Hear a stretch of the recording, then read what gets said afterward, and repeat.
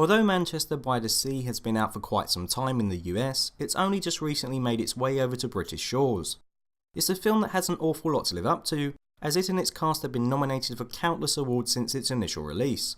Thankfully, for the most part, the film manages to live up to the hype, and is one of the most thought-provoking and memorable films that I've seen for quite some time. The film centres on the relationship between Lee, played by Casey Affleck, and his nephew Patrick, who he must care for after the sudden death of Patrick's father. Although Casey Affleck has received a ton of plaudits for his role in this movie, and quite rightly so, I just want to mention before I delve into this review that Lucas Hedges, who plays Patrick, is also absolutely superb throughout, and deserves to be mentioned also for his performance. Anyway, before the film sets the events in motion that will cause these two characters to come together, it begins with us focusing on Lee's miserable, solitary existence.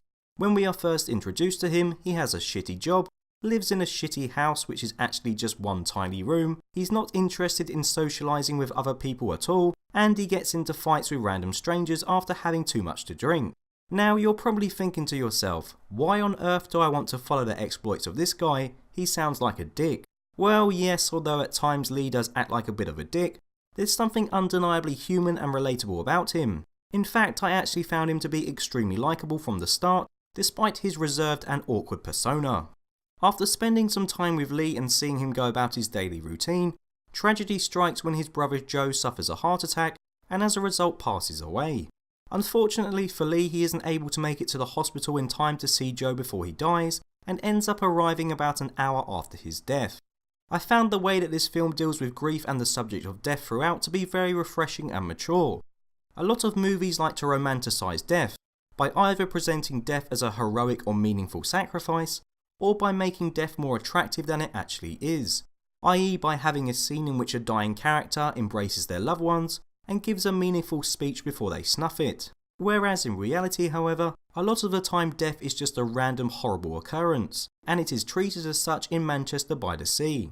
I thought the way Lee reacted at the hospital was brilliant on Casey and the writer's behalf. He doesn't scream or drop to the floor crying, instead he just tries his best to remain calm and composed, despite the fact that his anger and sadness is clearly brewing up inside of him. The fact that Casey Affleck managed to convey all of this during this scene without actually having an awful lot of dialogue is a testament to his brilliant acting throughout the movie.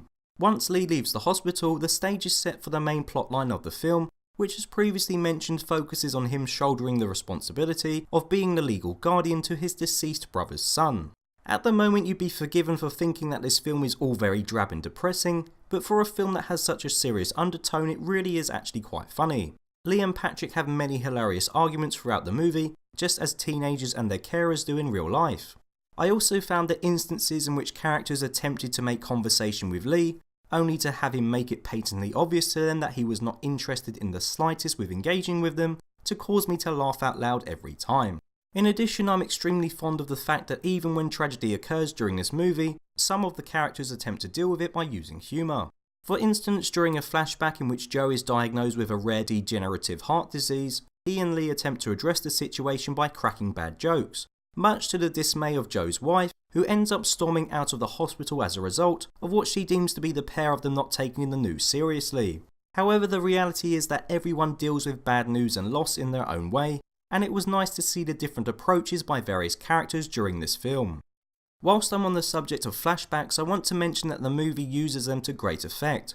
For instance, when Joe dies we hardly know anything about him, and although we are upset for Lee over his loss, we don't actually feel anything ourselves relating to Joe, because at that point he's just a name and not a character. As the film progresses we learn how close he was to Lee, and how he was there for him during his darkest and lowest moments, which helps to make his death all the more profound.